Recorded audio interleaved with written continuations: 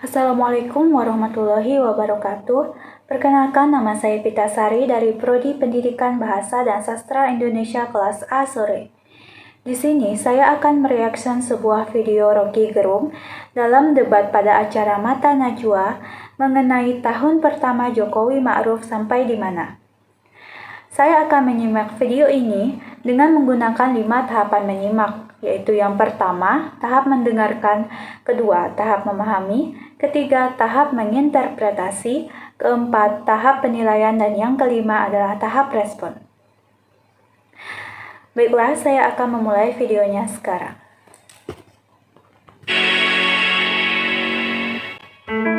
Selamat malam, selamat datang di Mata Najwa. Saya Najwa Shihab, tuan rumah Mata Najwa. Periode 2 pemerintahan Jokowi telah setahun, pasti ada kinerja yang naik dan yang turun.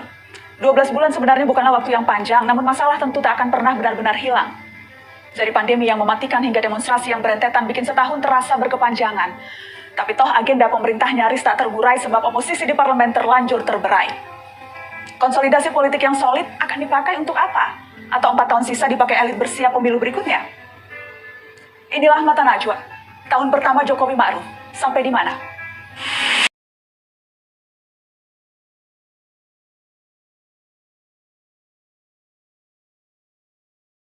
Oke, ada indoor, ada outdoor. Kalau gitu saya mulai dari yang sebelah kanan dulu. Kita outdoor. yang outdoor dulu ya. Oh, kalau begitu yang di tengah dulu saya mulai. 1 tahun Jokowi Ma'ruf. Saya mau minta Anda, Bang Rocky Gerung, memberikan penilaian dan catatan kritis terhadap pemerintahan sejauh ini. Mungkin yang simple dulu lah. Skornya berapa ya? Skornya? Skor. Kasih angka aja ya. Angka. Huruf aja deh. Huruf, boleh. A minus. A minus. Itu skalanya A itu yang paling bagus atau A yang paling jelek? Harus jelas dulu ini. A minus itu A buat kebohongan, minus untuk kejujuran. A minus. Yes. Karena mau saya lanjutkan itu. Silakan. Kan publik sekarang berupaya untuk memahami logik dari government ini nih. Yaitu menitipkan harapan itu. Tapi tiba-tiba dibatalkan oleh 2 caption di koran Kompas kemarin. Kepercayaan hilang itu. Artinya bukan kepercayaan disebut oleh Kompas, kepuasan hilang itu. Padahal bulan Agustus saya masih baca SMRC bikin polling. Kepuasannya 60%, sekarang di bawah 50% tuh. Itu artinya ini tahun pertama loh, udah hilang itu. Itu sama seperti malam pertama pasangannya udah nggak percaya gitu. Mestinya perkawinannya bubar gitu kan. Tapi ada semacam orang Indonesia bilang, ya mudah-mudahan masih bisa lanjut tuh. Tapi itu adalah situasi psikologis publik. Supaya nggak ada kerusuhan, mudah-mudahan Pak Jokowi masih berlanjut. Tetapi sociological fact mengatakan bahwa di bawah 50% itu kita mau maki-maki atau kita mau puji, datanya bilang 50% itu artinya, kalau di Eropa itu artinya Perdana Menterinya udah turun gitu kan. Tapi itu baru berangkat dari satu survei. Saya yakin yang sebelah sini akan bilang ada banyak survei lain yang bisa juga dijadikan. Saya percaya bahwa akan ada bantahan, tapi Kompas adalah jurnal koran yang mendukung presiden. Bahkan dia bikin begitu. Itu artinya yang lain mestinya di bawah Kompas, itu lebih parah lagi itu. Jadi kalau ada yang di atas Kompas, ya itu yang saya sebut sebagai kebohongannya atau. Jadi A minus itu hanya berangkat dari yang Anda temukan di Kompas atau juga berangkat dari pengamatan Anda? Karena begini Bung Rocky, saya yakin Anda. Saya terangkan dulu ya, kata hanya itu dia bukan kualitatif di situ. Karena itu saya terangkan Kompas itu adalah parameter utama. Kompas biasanya itu nggak tahan kalau nggak kasih semacam aplaus pada presiden. Sekarang Kompas nggak bisa tutupi lagi fakta yang dia riset itu. Jadi kalau saya kasih misalnya plus point atau minus error, margin of errornya, ya oke, saya kasih ke Kompas lah margin of error itu. Tetap dia di bawah 50% gitu kan. Apalagi yang lain. Nah kalau yang lain lebih bagus dari Kompas itu artinya tadi bohong. Hanya bohong itu, jujurnya yang minus. Bagaimana? Saya ingin lempar ke tenaga ahli utama KSP. Mas Dhani, A minus, A untuk kebohongan, minus untuk kejujuran. Terlalu tega, raja tega ini. Sebetulnya tidak tega, karena perspektifnya Bang Rocky hanya melihat satu parameter Kompas. Sebetulnya Ada lembaga survei lain kayak Indikator. Kemarin kita baru diskusi. Parameter Rocky, bukan parameter Kompas. Oh, parameternya Pak Rocky. Parameter Rocky yang menginterpretasikan survei Kompas. Dan interpretasi Karena tentang interpretasinya- Kompas itu saya ada korting. Karena di Kompas itu sendiri, indikatornya kan banyak. Mestinya melihatnya secara overall ya. Secara overall, lihat beberapa variabel dan subvariabelnya lebih detail. Oke. Jadi kita bisa dapatkan perspektif yang lebih luas. Jadi yang fair menurut kalau- Anda berapa, Bang Ada beberapa indikator-indikator ya dari beberapa survei yang menyatakan bahwa public trust pun juga naik. Public trust Pak Jokowi, terutama beberapa bulan terakhir, memang di beberapa bulan awal permasalahan pandemik memang sempat turun. Tapi sekarang dengan komunikasi publik yang baik, dengan permasalahan penanganan COVID dan PEN. Tapi kalau sudah komunikasi baik. publik, bukankah Presiden Jokowi sendiri yang komplain soal komunikasi publik? Anda katakan baik itu dari mana? Kalau presidennya sendiri komplain? Jadi begini, komunikasi publik itu kan ada banyak variatif ya Mbak Najwa. Jadi ketika awal-awal pandemik, komunikasi publik itu memang belum terintegrasi. Nah, kemudian kan lambat laun kita mengalami yang namanya manajemen orkestrasi dalam komunikasi publik yang lebih terstruktur. Karena kan permasalahan pandemik ini kan menyisakan berbagai macam PR dan juga permasalahan di lapangan yang gap-nya juga besar. Dan tidak ada satu pemerintah manapun di dunia ini yang populer. Jadi kalau pemerintah di dunia pun dibuat polling, ya juga hasilnya juga sama. Pasti ada gap-nya. Cuman kan dari hari ke hari kita perbaiki gap itu supaya tidak begitu besar gap-nya. Sehingga beberapa survei juga menyatakan public trust terhadap pemerintah juga lebih baik. Nah, terutama kalau kita lihat sekarang dalam hal penanganan COVID dan PEN ya.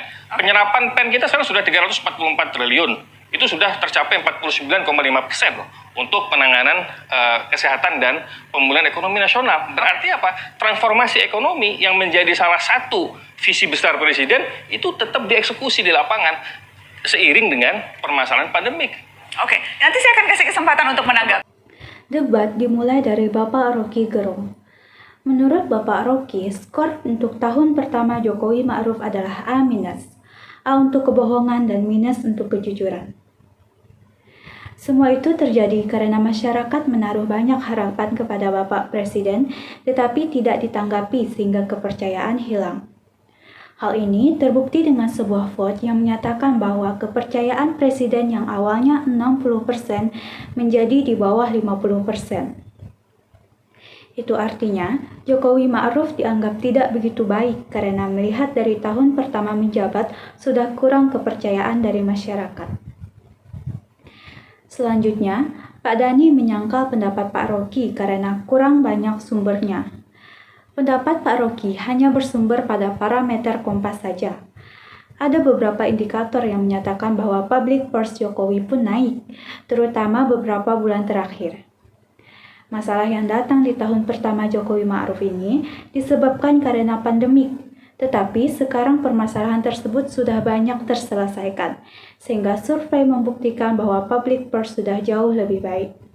Tapi yang jelas, kalau kita bicara pemerintahan Jokowi Ma'ruf, yang kerap kali juga menjadi sorotan adalah keberadaan Wakil Presiden Ma'ruf Amin. Saya berkesempatan untuk berbincang secara eksklusif dengan Wakil Presiden Republik Indonesia. Saya akan tunjukkan cuplikannya untuk Anda berikut ini. Ada kemudian yang menghubung-hubungkan, Pak Wapres, ada momen ketika di istana saat Presiden Jokowi lupa menyapa Wakil Presidennya. Dan itu terjadi 2 kali. Dan momen itu pun kemudian ditafsirkan macam-macam oleh publik. Dan kemudian ditambah-tambahi dan ceritanya, wah kalau presidennya saja lupa wapresnya, bagaimana rakyat? Pasti juga sudah lupa sama wapresnya. Lupa itu manusiawi saya kira. Orang kalau lagi tegang, lagi menghadapi situasi kan boleh lupa. Sama istri aja saya suka lupa. Kalau lagi situasi tegang gitu loh. Jadi soal lupa itu kan tidak berarti. Dan beliau sangat menghormati saya. Bahkan terkadang kalau jalan, beliau menyuruhkan saya lebih dulu jalan. Seperti waktu di DPR, waktu Agustus kemarin, saya merasa kiku karena beliau mempersilahkan saya lebih dulu. Maka dilihat di fotonya saya di depan. Ya itu sebenarnya oleh karena itu balik lagi itu soal persepsi publik yang kemudian bisa saja diolah, digoyang, dimispersepsikan. Karena saya selalu hadir dalam sidang-sidang kabinet, terbatas maupun paripurna. Saya juga memimpin rapat-rapat koordinasi dengan menteri, dengan Menko, baik untuk menindaklanjuti arahan presiden maupun untuk mengevaluasi ya kinerja para menteri-menteri, apalagi yang menjadi koordinasi yang saya ditugasi.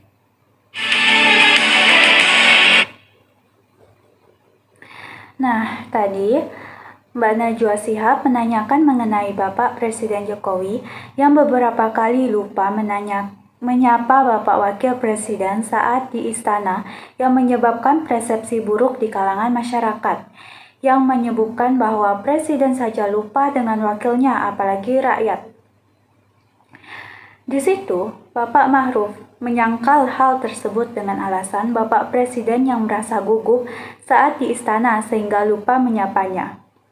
Sebenarnya Bapak Jokowi sangat menghormati Bapak Ma'ruf. Di sini, saya setuju akan statement yang disampaikan oleh Bapak Ma'ruf karena ada beberapa orang yang gampang terdistraksi saat gugup sehingga bisa saja beliau lupa menyapa. Tetapi apabila hal tersebut dilakukan lebih dari sekali, masuk akal apabila publik membuat persepsi yang buruk. Tahun pertama Jokowi Ma'ruf sampai di mana? Mari bicara spesifik, mari menyoroti hal yang lebih spesifik lagi. Saya ingin bicara soal praktek berdemokrasi. Ke Bang Mardhani aktivis dan masyarakat sipil menilai ada kemunduran yang nyata dalam kehidupan demokrasi kita. Dilihat dari sejumlah indikator. Sampai kemudian menuding pemerintahan Jokowi itu berperilaku represif. Saya ingin tanya, itu penilaian yang juga Anda rasa beralasan atau itu berlebihan? Saya tanyanya bukan ke sebelah sini tapi ke sebelah sini, karena saya ingin tahu kalau oposisi itu akan mengiyakan begitu saja apa kata aktivis atau sesungguhnya punya penilaian yang berbeda? Saya mulai dari perubahan Pak Jokowi dulu, nak, izin ya. Dulu waktu di Solo ketika beliau ingin mereformasi atau memperbaiki kualitas pasar, dialognya bagus sekali gitu loh. Sehingga akhirnya masyarakat bisa menerima. Sekarang ini saya sedih ketika Pak Jokowi bilang kalau sampean nggak setuju ya sampean ke MK itu loh. Itu. Belum lagi tanggal 8 demo nggak ditemui, tanggal 20 demo. Ini demo loh. Sebelumnya waktu di Solo Pak Jokowi nggak perlu demo tapi mendatangi. Jadi memang ada perubahan di sosok Pak Jokowinya. Tidak ingin kebisingan, ingin efisiensi, ingin efektivitas, dan dalam tanda kutip Undang-Undang Omnibus Law salah satu yang menunjukkan 79 undang-undang digabung jadi satu, cuma 64 kali pembahasan di dalam masa pandemi dengan anti klimaksnya harusnya tanggal 8 dimajukan jadi tanggal 5, kemudian berkumpullah berbagai macam hal. Jadi yang Anda katakan yang berubah lebih ke sosok personalitinya Pak Jokowi yang tercermin dari bagaimana ia memerintah, begitu? Ada hubungan karena begini nak, everything rise and fall on leadership. Negeri ini bagaimanapun tetap bergantung kepada yang namanya satu orang. Gini, Pak Jokowi satu presiden, beliau memilih sekitar 50 orang the best talented person in Indonesia menjadi kabinet, baik itu menteri ataupun kepala lembaga. 50 orang ini milih 500 dirjen. Ini orang-orang terbaik lagi. 500 dirjen ini milih 5.000 direktur. Tapi keseluruhannya bergantung kepada satu orang. Apa kata satu orang ini akan menentukan. Dan sekarang ketika kita menghadapi demokrasi yang tidak seimbang, oposisi yang sangat luar biasa kecil dengan koalisi, harusnya Pak Jokowi hadir menjadi penyeimbang untuk menyehatkan demokrasi. Ini sebaliknya. Bagaimana Mas Bimo? Berlebihan? Bapak Marda menilai ada kemunduran yang nyata dalam kehidupan berdemokrasi kita sehingga pemerintahan Jokowi bersifat represif. Saat ini, apabila terjadi demo, Bapak Jokowi tidak pernah mendatangi demo tersebut. Padahal, sebelumnya waktu di Solo, beliau selalu mendatangi rakyatnya tanpa adanya demo terlebih dahulu. Ini menunjukkan ada perubahan di dalam pemerintahan Jokowi yang sekarang. Sepertinya di sini Bapak Marda mengungkapkan bahwa seharusnya Bapak Presiden hadir menjadi penyeimbang untuk menyehatkan demokrasi di saat negeri kita menghadapi ketidakseimbangan demokrasi ini. Kalau dibilang Pak Jokowi pemerintahannya berperilaku represif? Represif yang seperti apa ya? Kita lihat sajalah. Kita lihat jurus demokrasi di era sekarang ini kan bisa kita lihat dari berbagai bentuk ya. Rocky itu tidak hanya ngeritik, caci maki sama Jokowi itu di YouTube maupun di ruang publik media itu kayak gitu tuh. Coba dia A buat kebohongan, A buat kejujuran. Minus. Enggak, saya gini loh. Maksud saya bahwa era saat ini saya melihat malah interpretasi demokrasi ini sudah sangat luar biasa kebablasan dan nggak ngerti siapapun bisa menginterpretasikan demokrasi itu semau-maunya gitu loh.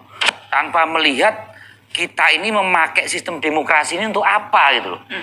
Jadi yang saya lihat bahwa di era Pak Jokowi saat ini dalam era disrupsi dan di era ruang publik diisi dengan berbagai teknologi media baik itu mainstream online maupun medsos, ini sesuatu yang tanpa kendali. Dan karena jadi itu, kalau itu kritis di era sekarang ini, saya kira itu sesuatu yang harus diapresiasi bahwa kekuasaan tidak mungkin tidak harus ada kelompok kritis untuk check and balance. Tapi harus dibedakan mana itu masalah hoak dan hasutan. Dan saya kira apa kita mau kembangkan terus yang namanya hoak dan hasutan ini dan itu ada batasan dan batasannya bukan oleh Jokowi tapi memang undang-undang ITE itu. saya ingin lempar ke Bang. Nah, intinya di sini Bapak Bimo mengatakan bahwa interpretasi demokrasi di era sekarang sudah sangat kebablasan. Karena banyak yang menggunakan kata demokrasi dengan seenaknya tanpa mengetahui apa tujuan dari demokrasi itu. Dan di zaman Jokowi ini, demokrasi sudah tanpa kendali lagi dan tidak kritis. Bang Ferry, bagaimana Bang Ferry? Saya melihat begini Mbak Nana, bahwa wajah Jokowi sesungguhnya itu adalah yang saat ini. Yang lain itu yang direkayasa oleh tim. Dari Solo, Jakarta, dan kemudian menjadi presiden. 17 tahun, ya, rekayasa. Jadi begini, ada yang 32 tahun. Ada yang 32 tahun ya. Di dalam berbagai literasi soal hukum tata negara dan politik, ada yang namanya kutukan periode kedua. Di periode kedua itu tidak hanya muncul berbagai skandal, tapi watak asli seorang presiden. Dan watak aslinya seperti apa? Ya represif. Di era Jokowi yang mana? Ya, makanya saya mau ceritakan, Mas Arya. Kita melihat di era Jokowi seorang yang membawa bendera pusaka di penjara. Itu eranya Jokowi. Ada 5 anak muda yang bermimpi Indonesia bebas dari korupsi meninggal. Apa respon Jokowi? Dari tindakan para aparat. Hari ini orang berkumpul rame-rame seluruhnya membahas ada undang-undang yang tidak melibatkan publik sama sekali. Jokowi sadar betul dan tahu betul banyak bolong dan salahnya pembuatan undang-undang ini. Jokowi tidak peduli. Jadi tindakan-tindakan yang kemudian disusul, ada tindakan penangkapan orang yang mestinya kalau Jokowi betul-betul gaya Solo yang dipakai, dia tentu akan ajak semua orang berbicara dengan cara-cara elegan, cara-cara demokrasi. Orang yang menangkap lawan politiknya sudah pasti represif. Undang-undang yang tidak melibatkan banyak orang, pasti undang-undang yang represif. Ada teorinya. Teori undang-undang yang tidak melibatkan partisipasi publik, pasti dan pasti, kata Onet dan Salzenik, represif. Kalau mau membantah, mestinya ya diperlihatkan bukti apa bahwa Jokowi demokratis. Tidak ada, saya lihat. Saya ingin undang DPR. Cara pandang ini segini loh, yang view kita itu melihat kecenderungan sekarang ini justru saya melihat terjadi anarkisme demokrasi, terjadi sesuatu di mana semua ingin menangnya sendiri. Rocky ingin merasa bahwa apa yang dia kemukakan adalah demokratis. Siapapun berhak untuk ngomong soal demokrasi. Gini ya. Jadi saya melihat bahwa ya ada keseimbangan lah. Bahasa dulu ada kebebasan yang bertanggung jawab. Ini soal bangsa. Dan menurut Anda, bangsa yang kayak apa? Menurut Anda Rocky Gerung tidak memikirkan bangsa? Oke, saya terangkan ya. Enggak. Tadi, Bapak Ferry mengatakan bahwa Itulah wajah yang sebenarnya dari Bapak Jokowi. Yang sebelum-belumnya itu hanyalah rekayasa. Yang artinya inilah watak Bapak Jokowi yang sebenarnya. Yang kurang menanggapi demokrasi, kurang mendengarkan suara rakyat, dan Bapak Jokowi yang sebelumnya hanyalah image yang dibangun oleh tim. Hal ini dibuktikan dengan pembuatan undang-undang yang tidak melibatkan masyarakat. Di situ sudah terlihat bahwa Bapak Jokowi tidak demokrasi. Dia berpikir mengenai demokrasi. Gini ya. Dia berpikir soal demokrasi kita hargai. Bagaimana Bang Rocky? Oke. Bangsa ini mau jadi apa, Rocky nggak terlalu peduli. Oke, saya terangkan dulu. Mau Bang. bubar, mau bersatu, mau apa, Oke. yang penting demokrasi. Ya, Rok? Gini Tanya ya. dulu, Rok. Gini. Kenapa, Rok? Begini ya. Seandainya ada partai oposisi, maka seluruh caci maki, hinaan itu difilter oleh partai, disampaikan sebagai pikiran politik. Jadi kekacauan ini terjadi karena Presiden Jokowi bilang nggak perlu oposisi. Karena itu dia langsung berhadapan dengan suara toa, lemparan caci maki itu. Saya mengucapkan itu juga karena nggak ada fasilitas untuk menitipkan pikiran saya kemana coba. Partai sebelah kananmu Mardhani nggak bisa. Berapa persen itu? Dia lakukan hal yang sudah. Dan bukan soal partai. Jokowi bilang nggak boleh ada oposisi. Ini bukan soal kelembagaan. Pak Jokowi bilang kan, Mungkin secara demokrasi normatif, Rob. gini ya. Gini. Secara normatif gimana? Oke. Saya mau Oke, komentari oke, Mbak oke. Nana. Substantif terus ada. Komentar saya begini. Saya ingin lempar ke Mbak Irma Suryani. Saya setuju dengan apa yang disampaikan oleh Bapak Rocky mengenai tidak adanya fasilitas untuk menitipkan pikiran. Sebelumnya masyarakat mencoba mencurahkan pikiran mereka lewat sosial media dan itu tidak dihiraukan. Selanjutnya, masyarakat menghina dan mencaci maki agar dilihat dan ditanggapi oleh presiden, tetapi hal tersebut tidak juga terjadi. Melihat itu, masyarakat menjadi geram dan berakhir demo kepada presiden, tetapi malah dibilang demokrasi era sekarang sudah sangat kebablasan oleh pemerintah. Padahal itu salah mereka sendiri karena mereka tidak mendengarkan keluhan dari masyarakat. Terus Bapak Bimo tadi mengatakan sekarang ini banyak anarkisme demokrasi seperti lemparan caci makian, ujaran kebencian dan penyebaran hoaks, serta banyak yang ingin menangnya sendiri dan menganggap pendapatnya itu yang paling betul. Bapak Bimo mengatakan mau jadi apa negara kita kalau demokrasinya saja seperti itu. Itulah sebabnya tadi Bapak Rocky mengatakan perlu adanya oposisi untuk memfilter semua itu.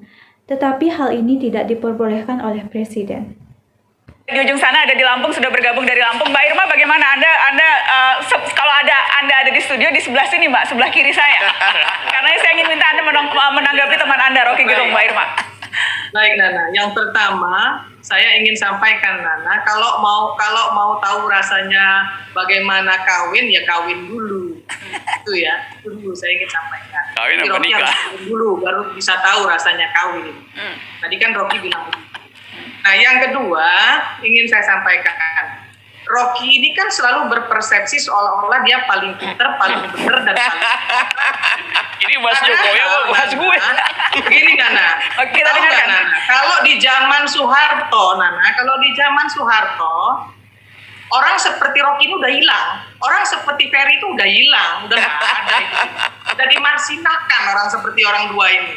Tapi di era Jokowi, Rocky ini mencaci maki Jokowi tenang-tenang. Ya karena bukan era Soeharto. Ferry tadi ngomong sebenarnya juga Jokowi santai-santai aja gitu. Itu kenapa? Karena memang demokrasi kita ini sekarang sudah kebablasan. Orang sudah merasa dirinya paling benar, paling pinter, dan paling bersih. Cobalah ya berkaca kepada diri sendiri dulu. Gitu ya. Kita ini udah bener gitu loh, Rob. Oke, Sorry ya. silakan Bang Ferry. Jawab sekaligus dua komentar ini ya. Jadi kalau zaman Soeharto katanya Anda sudah Ya. hilang, Bang Ferry. Ya. Saya mesti jawab dulu kan dia. Saya belum Saya itu. Saya yuk belakangan itu. Sedikit lagi aja. Nana. Silakan Mbak Irma. Mohon maaf, saya mau sampaikan begini. Jangan pernah mengatakan bahwa Jokowi represif. Demo berjilid-jilid ya, berjilid-jilid dan bertubi-tubi. Emang dilarang? Enggak, difasilitasi kok. Tapi kalau orang melakukan ujaran kebencian, memprovokasi seperti Rocky ini, kalau saya presiden udah saya tangkap Rocky Gerung. Yes, Itu aja betul. Nana. Oke. Salam. Silakan Bang Rocky.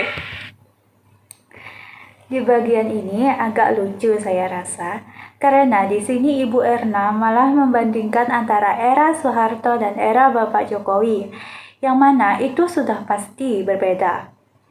Ibu Erna bilang bahwa jika Bapak Gerung hidup di era Soeharto, pasti Bapak Gerung sudah hilang.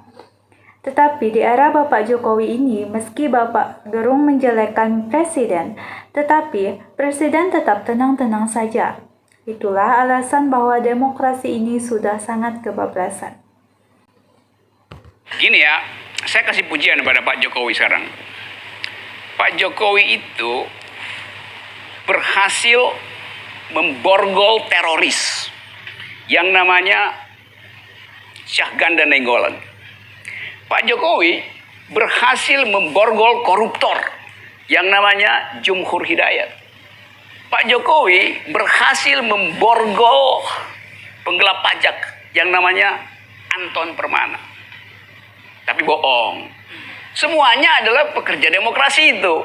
Jadi bagaimana mungkin borgol itu menjadi Ini tanda penting, saya komentar nih. dari Ini demokrasi komentar itu. nih. Jadi Saya kita mau lihat begini ya. Gini. Cara berpikir Soal- musuhnya Rocky itu kayak gini. Ya, oke. Narasi-narasi. Tunggu. Saya terangkan. Kritis. Yes, oke. Tapi Oke. Kalau saya Aku akan kamu terangkan. balik-balik logika. Dia nggak ngerti apa itu kritis, apa itu kriminal, apa itu. karena Oke. mulutnya kotor dan bau. Oke. Oke. Saya Kita akan lanjutkan setelah pariwara. Tetap di Mata Najwa. Saya ingin langsung menyapa Burhanuddin Muhtadi, teman saya yang juga Direktur Eksekutif Indikator Politik Indonesia. Selamat malam, Mas Burhan. Malam, Nana. Tadi kita terputus ketika lagi berdebat seru soal bagaimana menilai kehidupan berdemokrasi di negeri ini. Anda, saya tahu, pernah membuat studi tentang hal itu. Boleh di-share ke kita. Jadi nilainya berapa? Apakah memang kehidupan berdemokrasi kita membaik atau menurun, Mas Burhan? Ya, survei terbaru kami bahkan dari Indikator Politik Indonesia, sebagian sudah kita rilis hari Minggu kemarin, memberikan kredit terutama dalam penanganan dampak COVID dari sisi ekonomi, tetapi dari sisi demokrasi itu kritik dengan full force dari publik.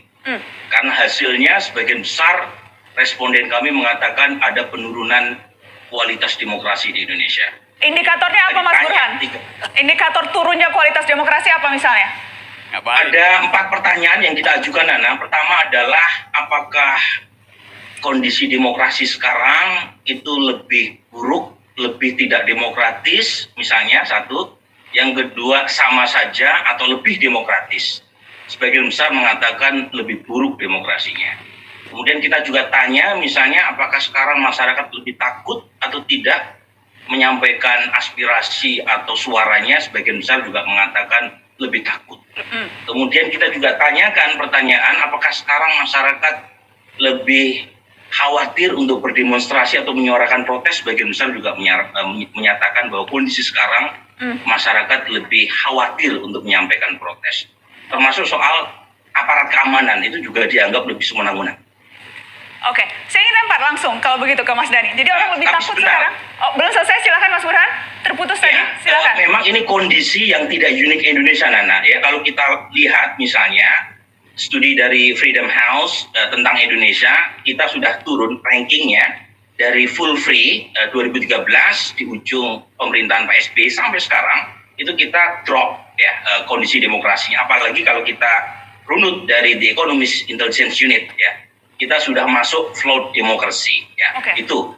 Dan kondisi ini terjadi di mana-mana. Jadi bahkan negara yang sudah established demokrasinya seperti Amerika pun itu rankingnya drop. Jadi yang saya katakan adalah ada satu fenomena di mana para pemimpin itu lebih suka pakai palu. Ya, jadi kan ada istilah menarik itu, Nana. If all you have is hammer, everything look like nail.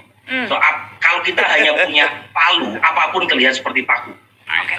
Bagaimana Mas Dhani? Jadi masyarakat sekarang jauh lebih takut, jauh lebih... Di sini, Bapak Burhanuddin mengatakan ada penurunan kualitas demokrasi di Indonesia. Hal ini terjadi karena banyak yang takut menyampaikan pendapatnya dan khawatir dalam menyampaikan protes. Hal ini didasari dari survei yang dilakukan Bapak Burhanuddin dan demokrasi di Indonesia, bahkan di beberapa negara, demokrasi itu sudah sangat drop karena sekarang ini banyak pemimpin yang menyelesaikan masalah lebih suka dengan langsung ke hukum. Saya setuju dengan Bapak Burhanuddin karena saya pun agak takut dalam menyampaikan pendapat apabila mengenai pemerintahan. Saya takut karena saya banyak melihat berita mengenai penangkapan seseorang yang menyampaikan pendapatnya. Salah satu beritanya ialah saat sejumlah petinggi Koalisasi Aksi Penyelamatkan Indonesia atau yang disingkat dengan KAMI ditangkap pihak kepolisian atas dugaan pelanggaran UU Informasi dan Transaksi Elektronik atau ITE. Penangkapan tersebut terjadi hanya karena anggota kami mengemukakan pendapat kritis soal Undang-Undang Cipta Kerja. Masa hanya karena perbedaan pendapat sampai harus ditangkap? Hal itu terdengar agak tidak masuk akal menurut saya. Baiklah, kita lanjut. Ya, jadi pembungkaman terhadap suara kritis pada pemerintah, saya melihat justru diberi ruang yang begitu luas. Pelembagaan dalam sistem pelembagaan demokrasi termasuk di ruang publik, di dunia media. Harus dibedakan mana yang kritis dan mana yang intrik.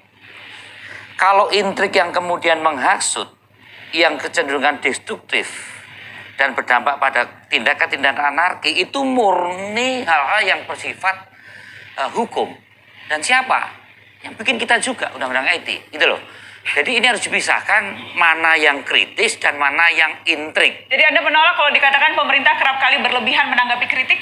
Oh iya, semua dalam konteks hal yang menyangkut tindakan hukum, bahwa kebetulan mereka adalah kelompok kritis, itu hanya jangan kemudian tapi dengan diborgol kemudian dipakaikan baju mereka bukan kriminal. Kita bangunan hukum dulu bahwa tindakannya perlu ada suatu. Itu catatan besar karena di era sekarang masih ada perlakuan yang seperti itu, begitu loh. Ya, kalau tentang perilaku proses penangkapan itu perlu ada suatu hal yang perlu didiskusikan karena justru karena dia memborgol atau tidak juga bagian daripada prosedur yang mereka lakukan. Yang mau didiskusikan borgolnya masalah apa dulu? Masalah kesalahan dulu, borgol atau memang dia melanggar suatu tindakan yang memang tidak persoalan ini masalah saya pikir banyak bias ya. Ini masalah bagaimana kita membuat bermartabat dalam bernegara. Itu demokrasi itu menentukan. Kalau demokrasi diinterpretasikan sebagai gue dengan sebebas-bebasnya melakukan sesuatu yang berdampak pada Undang-Undang ITE itu Undang-Undang Informasi dan Transaksi Ekonomi. Saya pikir banyak yang bias karetnya kebanyakan, mestinya nggak boleh pakai itu. Soal pengkritik harus diborgol.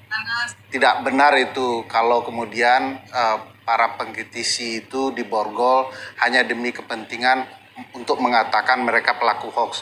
Hoax itu bukan hoax itu bukan kejahatan besar. Koruptor saja tidak diperlakukan seperti itu. Lalu kenapa mereka kemudian diperlakukan? Kenapa menurut Anda? Ya karena yang ditakuti rezim adalah para penyampai suara-suara kebenaran. Tadi kan dikatakan bahwa ini fitnah, ini hoax dan segala macam. Takut dengan itu, saya pikir tidak benar negara takut dengan itu. Kalau negara punya kebenaran sendiri, sampaikan oleh istana. Sejauh ini yang dituduh itu adalah pembubaran mahasiswa, aksi karena mereka melempari. Siapa yang melakukan pelemparan? Mahasiswa atau yang lain? Tidak tersampaikan oleh negara. Omnibus Law menurut Anda, apakah dengan cara kemarin itu sudah benar?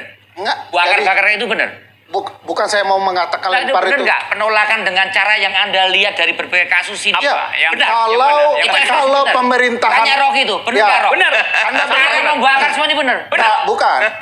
Saya jawab dulu. Tunggu. Tanya cuma pembakaran. Kenapa you nggak bilang benar nggak demonstrasi damai? Kenapa you tanya soal pembakaran? Enggak, ini loh kan akibat kena. Saya jawab dulu pertanyaannya Pak. Apa yang mana? Jadi. Saya jawab dulu pertanyaannya. Apakah benar-benar kalau pemerintah Anda tutup kuping, tutup mata, tutup bicara? Dan tutup kita harus sampaikan apa yang benar kepada pemerintah Anda. Sampaikan Itu aja. azas demokrasi. Makanya Apa yang nggak bisa terjadi disampaikan. itu, saya mau katakan Dia begini. kritik tiap hari itu di Mensos. Saya mau mengatakan Oke. begini ya. Nggak ada Oke. penangkapan buat Saya mau Rocky. mengatakan Oke, begini. mantap. Boleh. Kalau ada Oke. asi-asi yang merusuh, itu kesalahan pemerintahan Anda. Kenapa tidak bisa terdeteksi Gini, dari awal? gini. Oke, sebentar. Padahal Bang Rocky, sebenarnya sebentar. itu adalah Baiklah, di sini Bapak Bimo mengemukakan pendapat yang berbeda dengan Bapak Rocky tadi, yang berpendapat bahwa tidak ada ruang untuk masyarakat menyampaikan pendapat. Bapak Bimo mengatakan sebaliknya bahwa pemerintahan sudah menyediakan ruang yang begitu luas, termasuk di ruang publik di ruang media. Orang yang kebanyakan ditangkap itu merupakan orang yang bersifat intrik dan banyak menyebarkan hoaks serta mengansut. Tetapi Bapak Marda dan Bapak Ferry mempersalahkan mengenai pemborgolan dan penggunaan baju tahanan, padahal itu merupakan kesalahan kecil. Koruptor saja tidak diperlakukan seperti itu, yang mana koruptor melakukan kesalahan yang begitu besar, tetapi tidak diperlakukan dengan sebegitunya. Hal ini terjadi karena para rezim takut akan penyampaian suara kebenaran. Ini merupakan catatan besar karena di era sekarang masih ada perlakuan yang seperti itu. Baik, kita lanjut.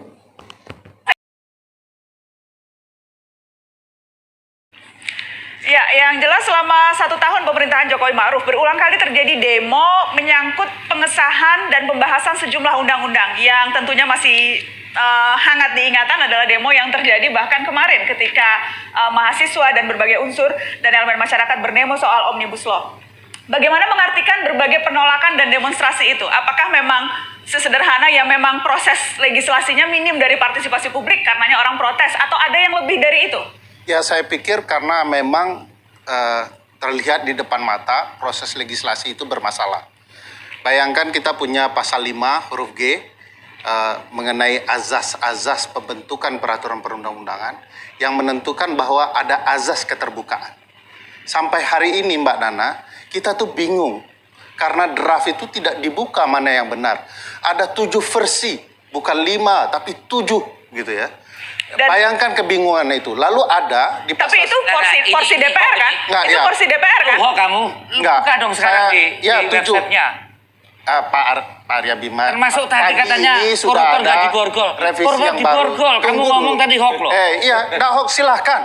Anda kalau membuat takut saya Enggak, dengan ditangkap koruptor silahkan. diborgol enggak? Anda tidak bisa memenjarakan pikiran orang. Enggak, kan Kalau tadi Anda bilang ngomong. hoax, saya bilang benar. Saya Koruptor punya saja faktanya. tidak diborgol. Ya, buktinya banyak di era Pak Jokowi koruptor tidak diborgol. Mana diborgol? Oke. Mana? Oke. Mana? Oke.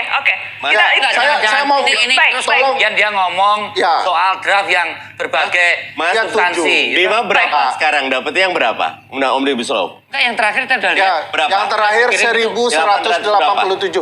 Oke. Pak Nana, saya ingin fokus ke Baik, permasalahan legislasi yang Baik. tidak terbuka. Pertanyaannya, Bang Ferry, apakah memang ini hanya sebatas proses legislasinya dan bisakah kemudian kita bilang itu DPR, itu porsi DPR kok? Ya. Karena kan kemudian sekarang proses itu memang dimasaknya di DPR. Jadi Pak Jokowinya?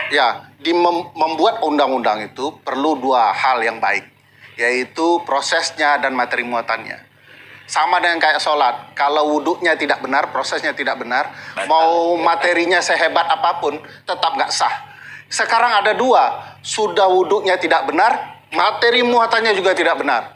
Jadi yang bermasalah, dan itu yang porsi- bermasalah adalah Pak Jokowi. Kenapa dalam pembuatan undang-undang ini usul inisiatif presiden, pemerintah. Dan pemerintah itu Mbak Nana, khusus di Undang-Undang 12, tidak hanya seperti DPR, 4 tahapan pembentukan. Pemerintah itu bisa 5 dan lebih dalam tahapan pembentukan undang-undang. Oke, jadi Kalau Anda mau katakan porsi tanggung jawab ini ada pada pemerintah, dalam hal ini Presiden Jokowi. Ya. Silakan, siapa yang mau menanggapi? Ya, ada substansi dan prosedur. Ya, substansi dari undang-undang itu tidak bisa lepas dari narasi besar bagaimana membangun Indonesia sentris dengan berdaya saing, di mana size ekonomi selama 5 tahun dengan fondasi infrastruktur ini mampu meleverage berbagai aset-aset ini menjadi aset-aset yang berdidaya gunakan. interkoneksitas laut, darat, udara, elektrisasi, telekomunikasi. Mas Arya Bima, Ini mampu. prosesnya bagaimana? Karena itu yang Nah, kemudian dikritik. Kemudian dari 5 tahun sebagai fondasi inilah masuk kita prasyarat-prasyarat yang bagaimana kita untuk bisa lebih berdaya saing, di mana pertumbuhan ekonomi lewat revolusi industri di bidang kelautan, di bidang pertanian perkebunan, di bidang sumber daya Prosesnya alam. Mas Arya Bima, maaf saya harus potong karena pertanyaannya itu prosesnya, prosedurnya yang dinilai jauh dari Begini loh. keterbukaan dan partisipasi publik. Ini konsolidasi politik di DPR ini memang kita cukup kuat ya. Jadi prosedur yang sangat-sangat harus diikuti, nggak ada satu kesulitan kok. Pak Mardhani ini kesulitan kalau ngelawan partai pemerintah. Kenapa kita harus cari-cari prosedur yang aneh-aneh? Ya, mau prosedur yang sesuai dengan aturan kita bisa kok. Partainya Tidak Pak Mardhani dilakukan. itu di Panja itu 100% itu menyetujui isi Pak Arya dari Bima, substansi. saya mau tanya, boleh nggak Mbak Nana saya Panja, tanya Pak. Pak Arya? Panja dulu, Pak. Dalam Pak, catatan. persetujuan Oke. ya, dalam persetujuan tingkat pertama, kedua ya. Tapi di dalam pembahasan Partai Demokrat dan Partai PKS Oke. ada Pak, saya mau tanya Kami buat sederhana. bahwa ada cacat-cacat sedikit by proses. Nggak boleh, proses itu ada cacatnya. Itu, Pak. Itu sudah jelas tuh. Nih, Kalau saya ada sudah cacatnya, Dulu, Pak. harus Prosedur batal demi cacat yang hukum. tidak boleh Oke. adalah cacat yang melanggar Nah, konstitusi. saya mau tanya ke Pak. Melanggar konstitusi. Di Oke. Undang-Undang Pembentukan Peraturan Perundang-undangan, metode Omnibus Law ini di pasal mana? Bolehnya. Di Maksudnya, mana Pak? diatur? Di mana Oke. diatur metode Apa yang ingin Anda revisi katakan? berbagai undang-undang Mas Bang di dalam Ferry, satu undang-undang Anda itu? mau Di Kan dalam- mau bawa ke Undang-Undang 12 kan? Yang mana? Iya kan? Oke. Pasal mana? Bahwa Oke. undang-undang ke satu undang-undang jadi perubahan Baik. kan? Ya, Justru pasal ini mana? langkah terobos. Ah, Langkah terobos. tidak boleh Tidak berani. menerobos hukum kalau undang-undang sudah mengatakan harus Silakan dilakukan. Anda uji aja. Kalau salah kita uji aja. Ini Oke. yang tidak benar. Kok tidak benar gimana? Karena Kamu begini, nggak mengakui kalau di tidak MK. tidak bisa Kamu sederhana- nggak bisa bukan, membuat tidak sesederhana data-data itu. seperti yang Anda kemukakan Kalau di MK. Anda dan pemerintah cacat membuat undang-undang, jangan main seenaknya Cacatnya aja. di mana? Cacatnya di mana? Makanya saya katakan. Nggak, cacatnya di mana? Di Oke, pasal kamu berapa sebutin. di Undang-Undang 12? Nggak, cacatnya di mana? Baik, baik. Tidak ada Tidak ada aturan. cacatnya kan? Cacat. Di mana? Coba sebutin. Baik. Tidak dibuka ke publik draftnya dari awal. Lo kan dokumentasinya sudah Di ada di DPR. mana? Kamu Ada yang nggak pajak, mana? ada Faktanya fraksi, semua publik sudah. Dan selalu ada dibingungkan dialog dengan publik kok. draft-draft. Ada dialog publik Nah, dari tidak kementerian. boleh. Dari Dialog kementerian saja. teknis itu ada dialog publiknya. Makanya saya Usulkan ke tanya Mas DPR. Anda Ada kan orang dialog. presiden. Cacatnya ya? nggak dibuka Di ke publik. undang-undang Oke. mana? Di undang-undang 12 itu. Dokumentasinya Pasal kan berapa? clear. Oke, Dokumentasi DPR bagaimana Bang Mardhani? juga clear. Karena Anda juga di DPR. Oke, di sini Bapak Bimo, saya melihat Bapak Bimo terlalu bertele-tele dalam menjawab pertanyaan Bapak Ferry dan tidak terarah dalam menjawabnya. Beberapa kali Mbak Najwa bertanya mengenai proses tetapi tidak dijawab. Di sini pun Bapak Bimo terlihat kewalahan dalam menjawab pertanyaan yang diberikan dan beliau terlihat seperti terpojokan karena tidak jelasnya dan tidak mendasarnya argumen beliau.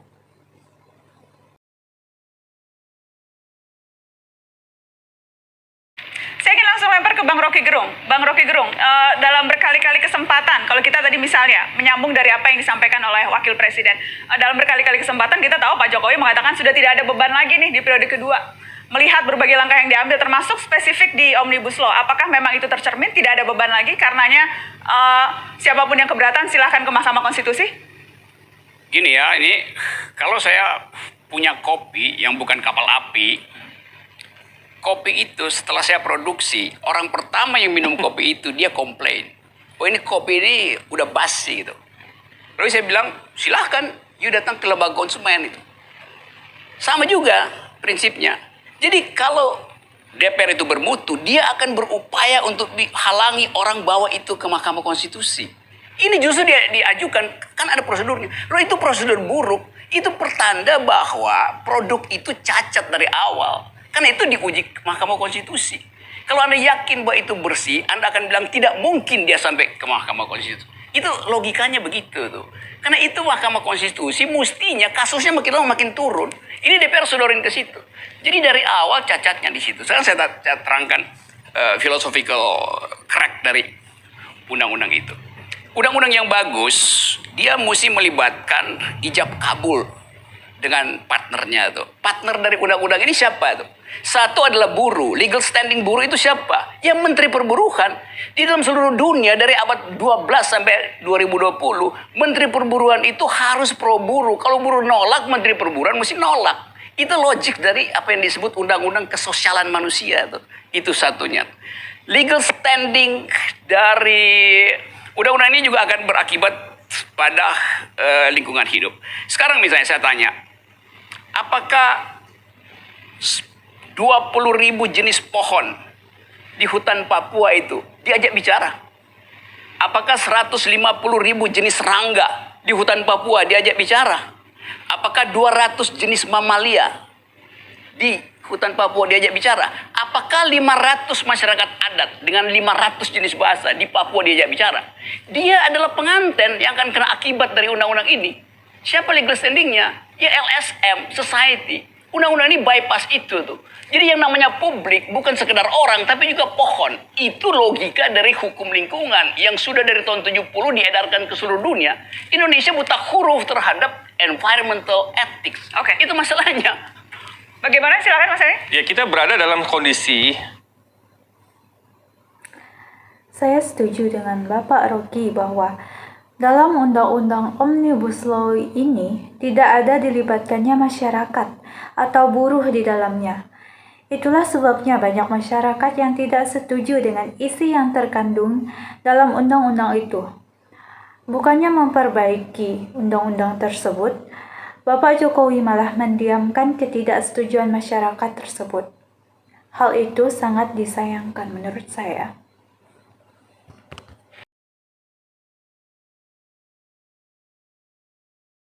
Jangan ada yang berpolemik, jangan ada yang membuat kegaduhan-kegaduhan. Apakah itu juga salah satu sebab ekonomi kita turun, walaupun tentunya pandemi mengambil porsi yang sangat besar. Saya ingin tanya ke ekonom Indef, Eni Sri Hartati. Selamat malam Mbak Eni.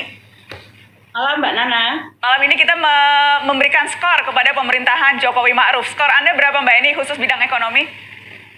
Ekonomi memang sangat buruk ya, tapi memang tidak hanya Indonesia, seluruh dunia gitu. Jadi yang pasti nggak ada satupun negara yang lulus ekonominya dari pandemi. Jadi pasti nilainya di bawah C semua. Jadi kalau skor 0 sampai 10 ya di antara 3 sampai 4 angkanya. Kalau respon terhadap pandemi dari sisi ekonomi apakah sudah tepat? Karena kan tadi Anda katakan semuanya terkena pandemi, sudah. Tapi responnya bagaimana?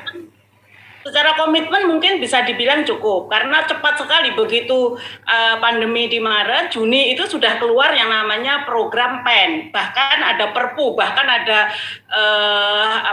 menjadi undang-undang. Secara respon dari kebijakan mungkin cukup cepat. Tapi persoalannya sekali lagi persoalan klasik ini yang mendominasi yaitu di level eksekusi. Jadi hampir semua kebijakan ekonomi eksekusinya ini nggak ada yang mengikuti arahan presiden yang harus extraordinary gitu kan. Bahkan jangankan berbicara kualitas, kuantitasnya saja sampai hari ini baru terkejar di bulan Oktober. Jadi sampai September kemarin secara kuantitas saja penyerapannya tidak ada 30% gitu kan. Jadi ini yang menjadi persoalan. Di samping juga sasaran tembaknya ini banyak yang tidak tepat. Jadi mitigasi yang paling urgent untuk penanganan COVID ini kan COVID-nya sendiri, tetapi justru kita kontraproduktif, bahkan berbeda sendiri track-nya dengan banyak negara.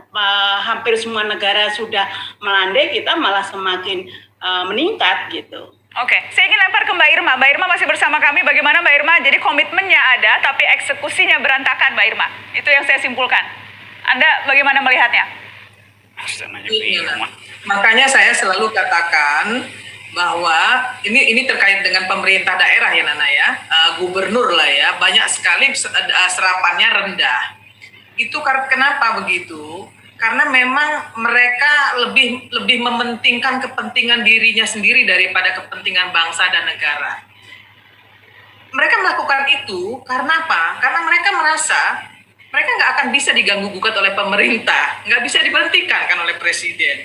Nah, sehingga ini juga menjadi persoalan. Makanya seharusnya Gubernur itu tetap harus dipilih dipilih oleh pemerintah, ditunjuk oleh pemerintah.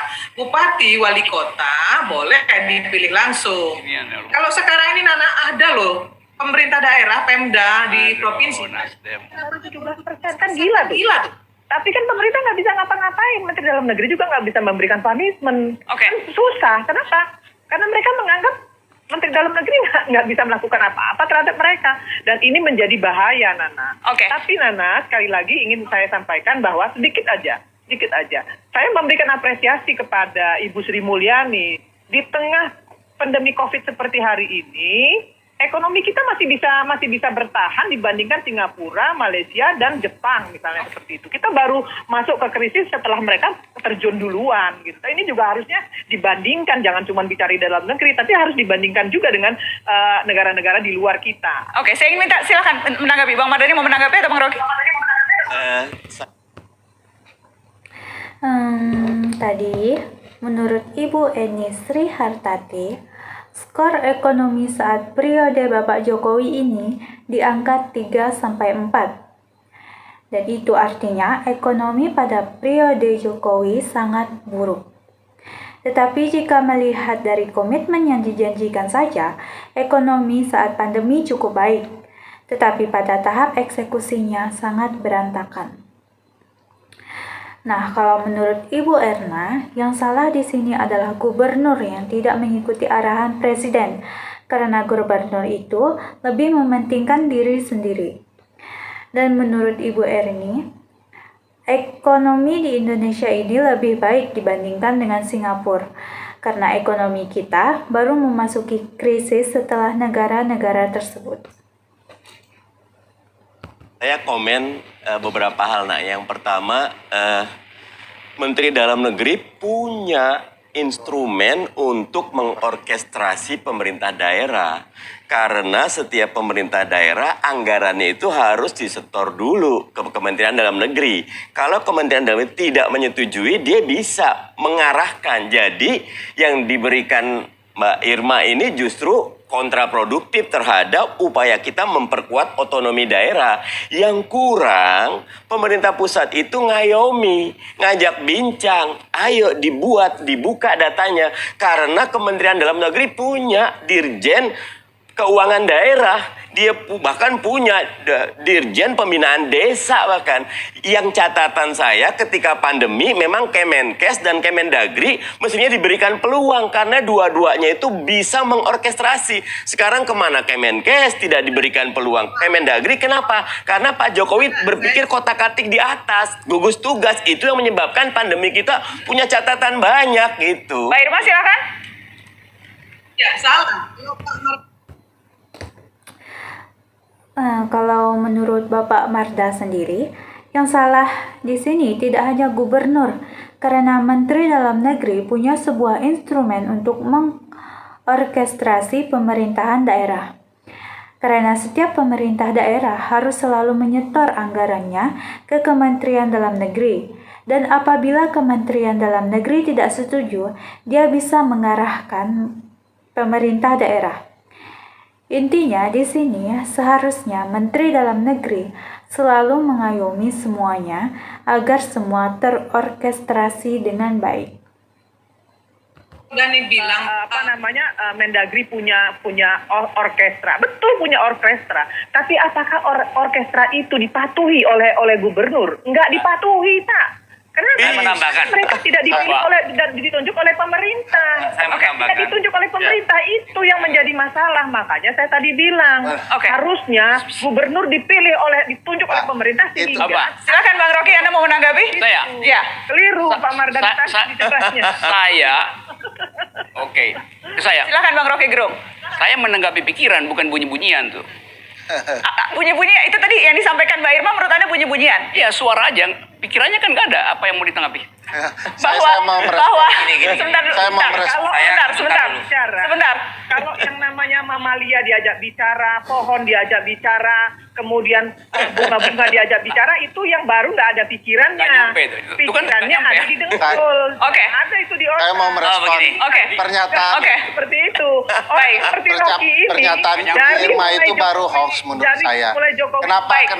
di dalam Saya undang-undang tidak bisa didengarkan dengan jelas kalau semuanya berbicara. Tidak pernah. Masih ada waktu? Apa kita harus break? Kita harus break dulu. Setelah pariwara. Setelah pariwara kami kembali tetap di sini. Bayangin.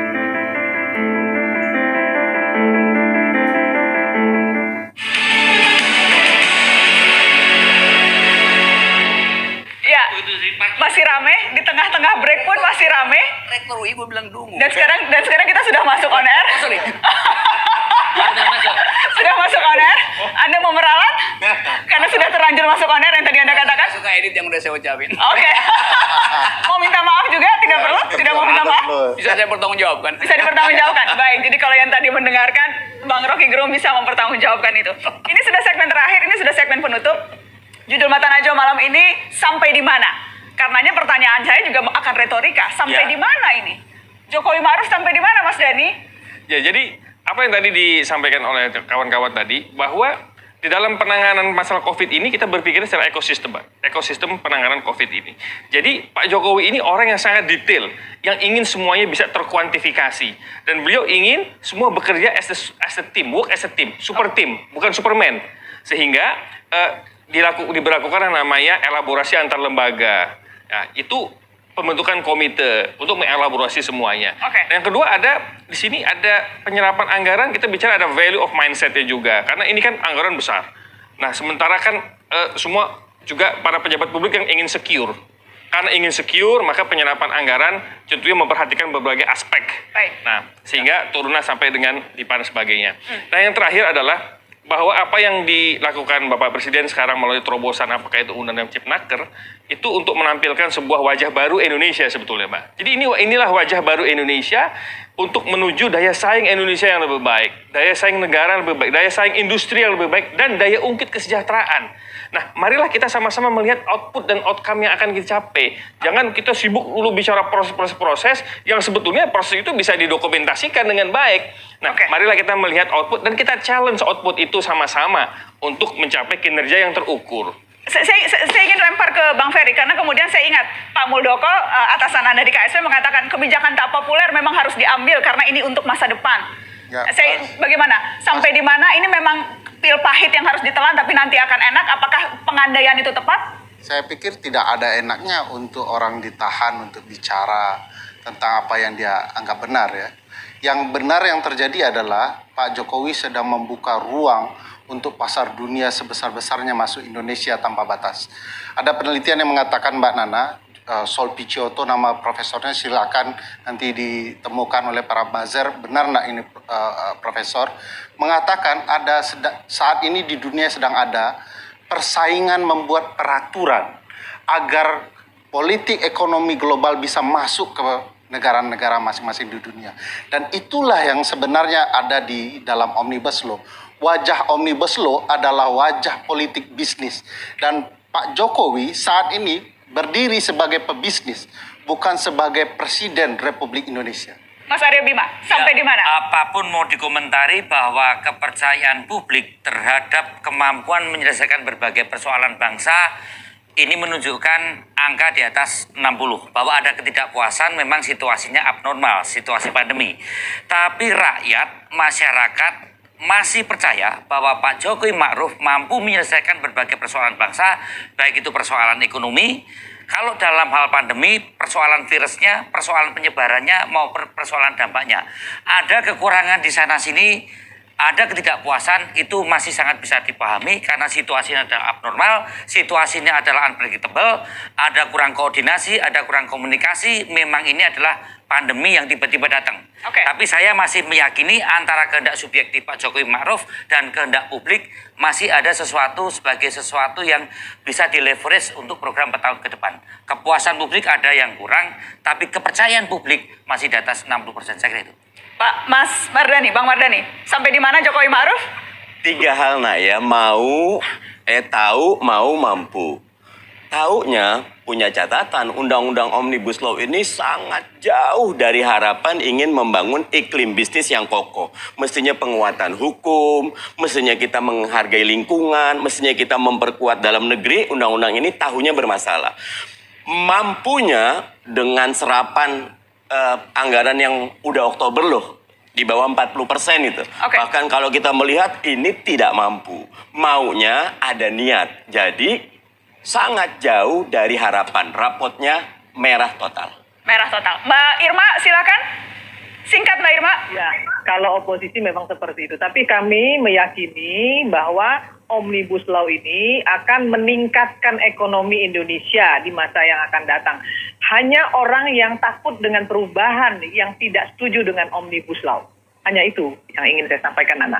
Silakan, Bang Rocky Gerung terakhir.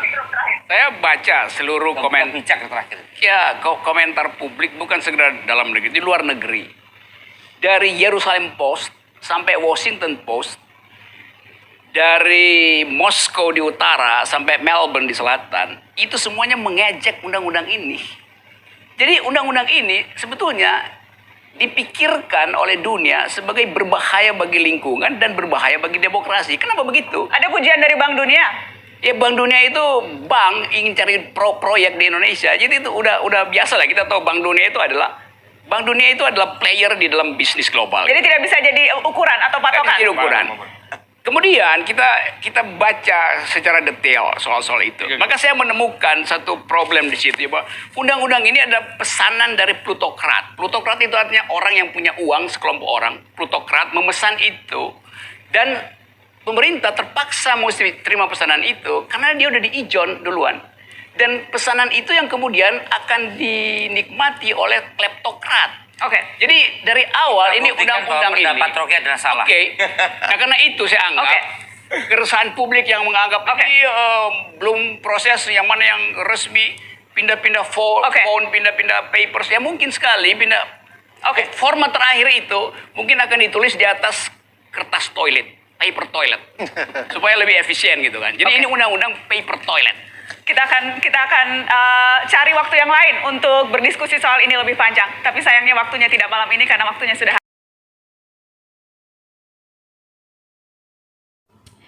Intinya di sini di pihak Bapak Rocky, Bapak Marda dan Bapak Ferry mengatakan bahwa tahun pertama Jokowi Ma'ruf tidak begitu baik dan kurang memuaskan dalam banyak aspek, terutama mengenai Undang-Undang Omnibus Law. Bapak Jokowi hanya ingin membuka ruang untuk pasar dunia sebesar-besarnya masuk ke Indonesia tanpa batas. Itulah yang terdapat pada Undang-Undang Omnibus Law. Dan Bapak Jokowi saat ini berdiri sebagai pembisnis, bukan sebagai Presiden Indonesia. Bapak Rocky juga mengatakan bahwa seluruh negeri mengejek Undang-Undang Omnibus Law, karena Undang-Undang Omnibus Law hanyalah sekedar bisnis bagi orang atas. Situasi demokrasi pada saat ini pun sudah sangat menurun karena tidak adanya wadah untuk mengemukakan pendapat serta terbatasnya kebebasan dalam berpendapat dan menyampaikan protes. Sedangkan di pihak satunya mengatakan bahwa apa yang sudah dilakukan oleh Bapak Jokowi sudah sangat baik karena Bapak Jokowi mampu mengatasi berbagai permasalahan bangsa, baik itu persoalan ekonomi, terutama mengenai persoalan pandemi. Karena Bapak Jokowi merupakan orang yang detail dan yang ingin semuanya terkuantifikasi. Kepuasan publik memang kurang, tetapi kepercayaan publik terhadap Presiden masih di atas 60%. Dan untuk Undang-Undang Cipta Kerja itu merupakan sebuah wajah baru Indonesia untuk menuju daya saing yang lebih baik. Omnibus Law juga akan meningkatkan ekonomi Indonesia di masa mendatang. Dan orang yang menolak Omnibus Law hanyalah orang yang tidak mau adanya perubahan. Dan untuk situasi demokrasi saat ini dianggap sudah sangat kebablasan oleh pemerintahan karena banyak yang menggunakan kata demokrasi tetapi tidak tahu apa tujuannya. Banyak juga yang menyebarkan hoaks dan ujaran kebencian tetapi berlindung dari kata demokrasi. Jika melihat dari cara Bapak Jokowi mengatasi pandemi, saya setuju bahwa beliau dapat mengatasi permasalahan tersebut dengan baik. Tetapi jika melihat dari kualitas demokrasi saat ini, saya rasa pada periode Bapak Jokowi ini sangat menurun karena tidak adanya kebebasan dalam menyampaikan pendapat. Ada yang menyampaikan pendapat berbeda dengan pemerintah, kebanyakan pasti akan ditangkap. Dan mengenai Undang-Undang Omnibus Law pun saya kurang setuju, karena Undang-Undang Omnibus Law banyak merugikan buruh seperti pada poin sistem kerja kontrak, praktik outsourcing yang meluas, waktu kerja eksploitatif, kurangnya hak cuti dan liburan, serta risiko PHK yang besar. Ini menunjukkan bahwa buruh banyak dirugikan dalam undang-undang tersebut. Di sini saya merasa, meskipun alam demokrasi semakin terbuka, resistensi pemerintah terhadap kritik masih memakai paradigma lama. Kritik harus membangun, bukan menjatuhkan. Kritik harus memberi solusi, tiada manusia termasuk pejabat yang sempurna. Kritik yang menyasar suatu kejelekan pun dimaknai pemerintah terkait sebagai tindakan menjelek-jelekan. Jerat hukum pencemaran nama baik akhirnya melayani kepentingan orang kuat. Penguasa yang lahir dari protes demokratis tak selalu konsisten dan efektif membayar tunai janji-janji politik semasa kampanyenya. Lain janji sebelum berkuasa, lain laku sesudahnya. Bernegara tidak hanya soal niat atau rencana baik penguasa, tetapi juga apakah itu baik di lapangan juga. Karena itu, laku kekuasaan tetap perlu mendapat kontrol sejak proses perencanaan sampai pelaksanaan. Namun, berdemokrasi modern tidaklah mudah. Cukup pelik persoalan-persoalan bangsa dan berbangsa terkait dengan hukum, politik dalam dan luar negeri, pertahanan negara, tata kelola sumber daya alam, tata niaga, dan seterusnya. Dibutuhkan pengetahuan dan wawasan untuk kritik yang tepat sasaran. Baik, sampai di sini reaction video saya. Kurang lebihnya saya mohon maaf. Wassalamualaikum warahmatullahi wabarakatuh.